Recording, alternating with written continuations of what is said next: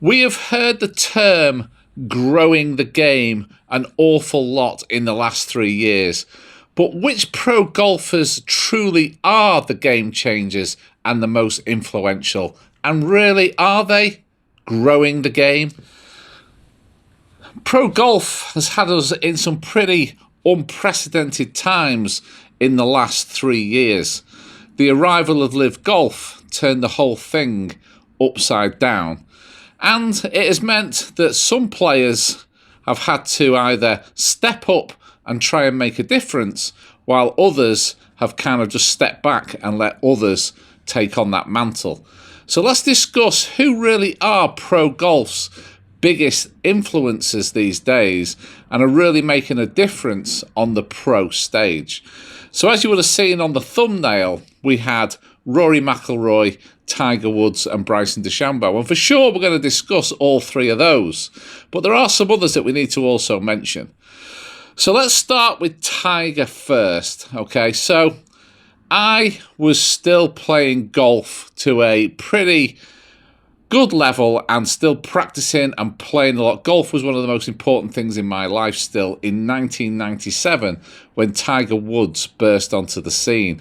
Now, people who weren't there at that time will find it hard to understand just what a difference Tiger Woods made to the game of golf. And that difference is part of the reason why we find ourselves in the sort of place we are now with the sort of purses that these guys are playing for. The money that a lot of these guys are earning today are largely down to Tiger Woods.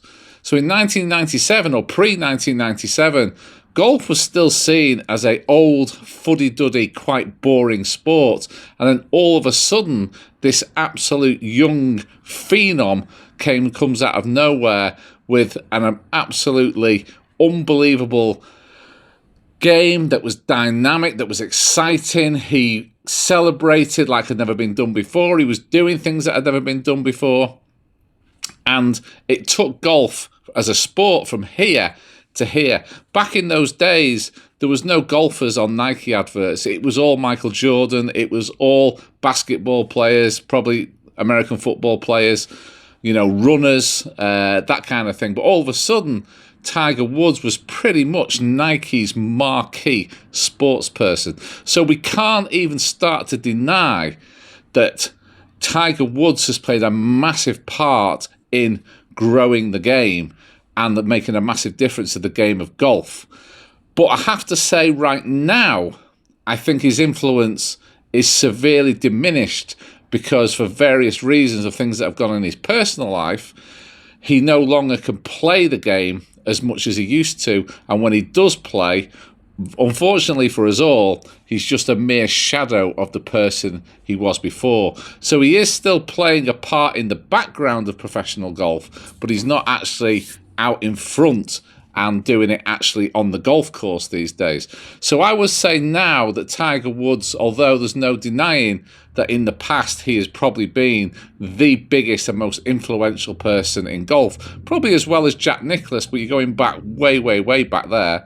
But right now, yes, he's playing a part, but I don't think we can say that Tiger in 2024 going into 2025 is the most influential pro player in professional golf right now. Next, on to Rory Mcilroy. So, Rory, I think we probably all agree is probably the most naturally talented player playing the game today. His golf swing and the way he plays when he's really on song really is something to behold. And also, not just his golf that he's playing in front of the cameras is playing an important part of professional golf, but actually what he's doing behind the scenes is probably more important.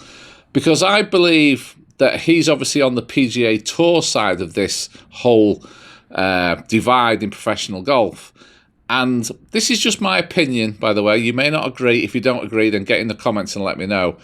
But I think that Tiger Woods just wants to crush Liv Golf. He wants no part of a world tour. He doesn't believe that the PGA Tour should go outside of the America. It should just continue as it is now.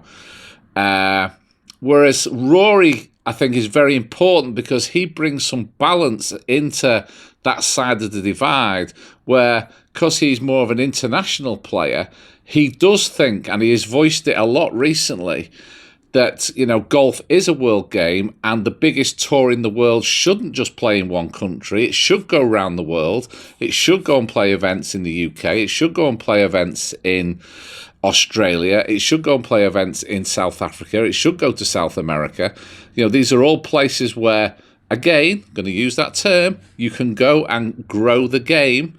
And love or hate Liv Golf, whatever you may think about it, there's no denying that Liv Golf is making more of an effort to go to these countries. Maybe it's because they see that that is where they can start to make some traction, because, you know, these are places that feel like the PGA Tour has just ignored them and just left them behind, and they don't care about them. And then Liv Golf has come along, you know, at a shining knight on a big horse and say, oh, you know, we'll bring all of these great golfers to your country. Certainly in Australia, that's why Liv Golf's been very successful. So I think that Rory is definitely a current game changer. He is currently a very influential figure in the world of professional golf, and is a very important figure in this whole, you know, trying to bring the game of professional golf back together. But I think actually his influence is more away from the golf course and more important away from the golf course than what it is that he's actually doing on the golf course. We'd all love to see Rory, you know, finally get this monkey off his back and win another major. That would be fantastic to see, and it'd be particularly fantastic if that major happened to be the Masters and he could get that Grand Slam. It would be absolutely phenomenal. And as amazing as that would be to see, and that would obviously have a massive effect on professional golf, because it would be a great story. It would bring golf front and centre, and, you know, bring a lot of eyeballs onto the game of golf. But I actually think that Rory's influence is probably more important right now on what he's bringing to the behind the scenes and trying to help bring, like I say, the pro game back together, because, you know, he's obviously on the PGA Tour side of things, but also he has got friends on the European side, and has obviously played a lot of golf in Saudi Arabia. He knows Yasser Al-Rumayyan pretty well. He's got a relationship there. I don't think Tiger, for example, has much of a relationship with Yasser before this whole thing happened. So yeah, Rory is definitely a game changer, and he's definitely one of the most important and influential pro golfers that we have playing the game right now. So now we come on to Bryson. So for a long time, Bryson's kind of portrayal through the media wasn't particularly, you know, a good look for him. Rightly or wrongly, he was seen as an interesting but kind of weird, you know, he had this, like, you know, the weird scientist. There was the kind of thing that was thrown in because he was quite quirky, and he was doing all these strange things. And then obviously after COVID, he bulked up and he came out. He just all of a sudden turned up at the first tournament after COVID, and he literally just like flipping totally transformed his body, and he started hitting the ball an incredible distance, and he wins the US Open at Winged Foot when people said, you know, anyone who tries to bomb and gouge it around Winged Foot will never win, and he just went and won quite comfortably. So yeah, he's always been an intriguing character, but he was never loved. People didn't love Bryson Dechambeau. They were just kind of intrigued by him. This strange person who did these strange things and was, you know, putting his golf balls in salty water, and, you know, was, you know, redesigning his equipment in ways that they'd never heard before. But since going to Liv Golf, and I think you can definitely say, and I don't think there's too many golfers you can say this for, really, but Bryson's move to Liv Golf was the best thing that he ever did. Being in that team environment has obviously been fantastic for him.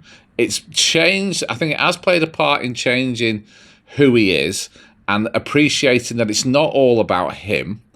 And also, you know, Liv allowed the pro golfers to have and own their own media rights, which then meant that Bryson could start up his YouTube channel, and he could actually start filming at Liv events if he wanted to, and he's done that a lot. And I personally think that definitely sometime in 2025, Bryson Dechambeau's YouTube channel will pass Rick Shields for subscribers, and he will become the biggest golf channel on YouTube at some point next year. And that you could argue for sure that Bryson, through his YouTube channel, is doing more to grow the game than any other professional player is doing right now. But his kind of influence is spreading quite a bit wider than that. So he obviously, recorded that break 50 with Donald Trump, which actually, I'll put my hand up and say I'm not the biggest. I don't follow American politics massively because it's not my country, but, I do watch it. I do take a sort of side interest in it.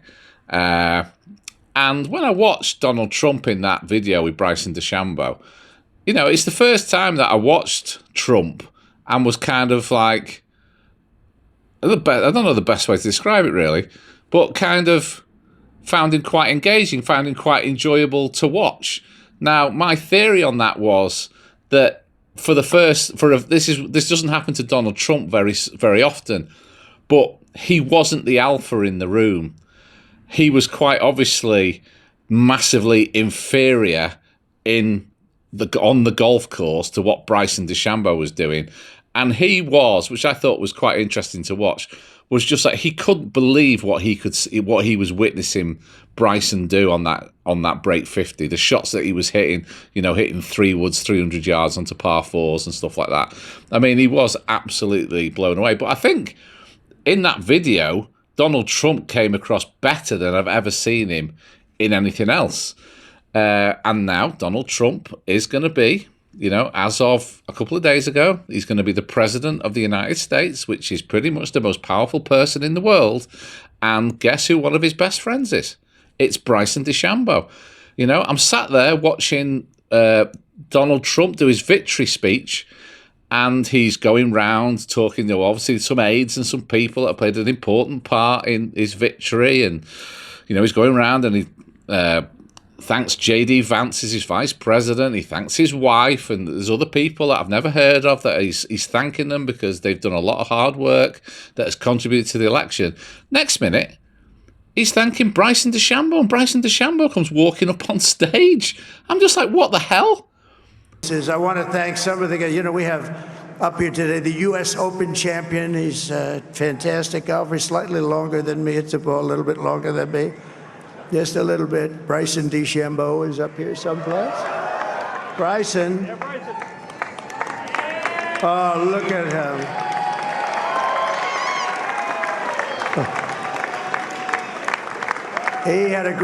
He's got a great career going. Great U.S. Open, Bryson. That's a fantastic job. And we also have a Mandano. A pro golfer, mixing in those circles, whether you like it or not, and whether you are a Trump supporter or you're not a Trump supporter, there's no denying that gives Bryson DeChambeau some huge influence. And I think that Donald Trump is actually going to play a part in bringing the PGA Tour and Liv Golf back together because, he loves his golf. There's no doubt about that. And by the way, you can say whatever you want about his politics and whatever he's done, and again, whether you agree with it or not, but what he has done with his golf courses are absolutely phenomenal. Trump Turnberry and Trump Aberdeen over here in the UK are absolutely unbelievable, phenomenal golf courses. I mean, absolutely just, especially with Turnberry, the changes that he made to Turnberry. The rumours are that when the members were told about the changes he was going to do, they were up in arms about it. Like, this is terrible, you're desecrating this iconic golf course. And then when the changes were finished, apparently every single one was just like, wow, flipping it, this is unbelievable. This is just so much better than it was before.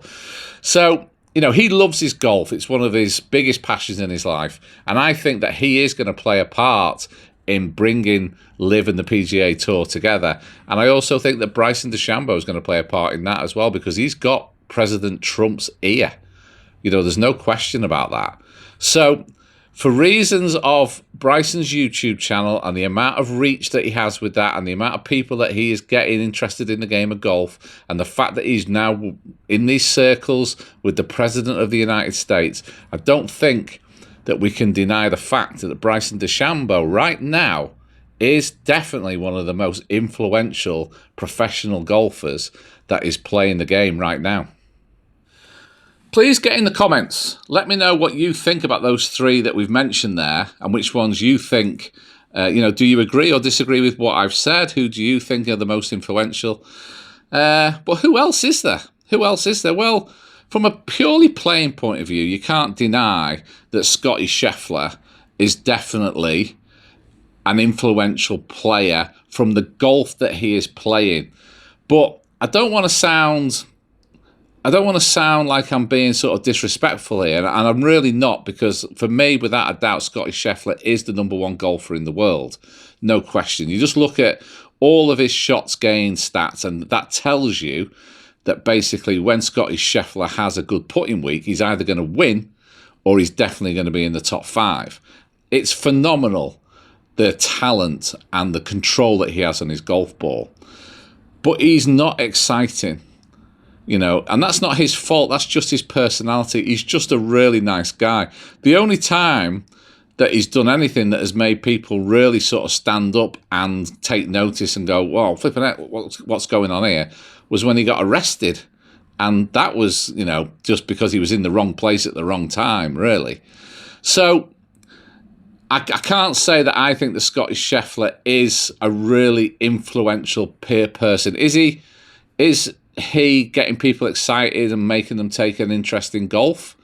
Maybe a little bit, but he's not Tiger. He's not got that personality. He's not, got people who are saying, I've got to go and watch golf tonight because Scottie Scheffler's playing. That's just not happening. And I think when Tiger was playing, you definitely had that. When Rory's on song, you definitely want to be watching Rory Mcilroy. And when Bryson's playing, you also definitely want to be watching as well. Because, Bryson and Rory play an exciting game of golf. They're like ripping it off the tee and they're going for par 5s in 2 and they're taking risks. Whereas Scottie just doesn't feel like that. It's unfair, really, because I think he's a better golfer than all the others that we've mentioned. Other than that, who else are there? So obviously Xander Schauffele won 2 majors last year. Again, phenomenal golfer, but I don't think, if you went and asked people in the street and showed them a picture of Xander Schauffele, they probably would have no idea who he is. So I don't think that Xander is particularly making a massive difference in growing the game, even though the golf again that he's played this year has been absolutely phenomenal.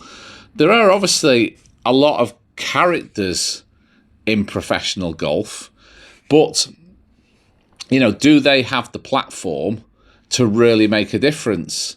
You could say that like someone like Wesley Bryan, who's just, he would not mind me saying, I don't think, that he's just a run-of-the-mill PGA Tour player, and he's turned his sort of attention to the YouTube channel with his brother George, and I would argue that what he's doing on YouTube is having a far more influence than anything that he could do playing golf professionally. I do think that the PGA Tour should relax their media rights with their players and allow them to, the ones who want to do it, allow them to have their own platform. Because at the end of the day, if one of those players really raises their profile through a YouTube channel or something like that, it just means that when they go and play a PGA Tour event, there's all those people who have got engaged with his YouTube channel are then going to go and watch that PGA Tour event and take more of an interest because they're now following that person because of what they've seen on their YouTube channel.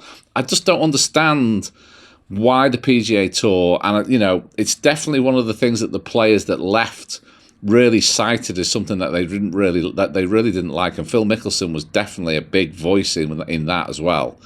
So, I think that's what the PGA Tour should do, and I don't understand why they don't allow them to do it. I know they're wanting to have like almost a just complete control over everything within their tour and the players on their tour.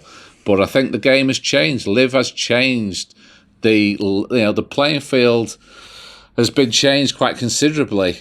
And when you've got someone like Bryson, who's doing all these amazing things and bringing all of these people and getting millions of views on his YouTube channel, well, all those people aren't going to go and watch the PGA Tour. They're going to go and watch Liv Golf eventually, because they're going to go and want to watch Bryson, because that's the person that they've started to really follow and love through their YouTube channel.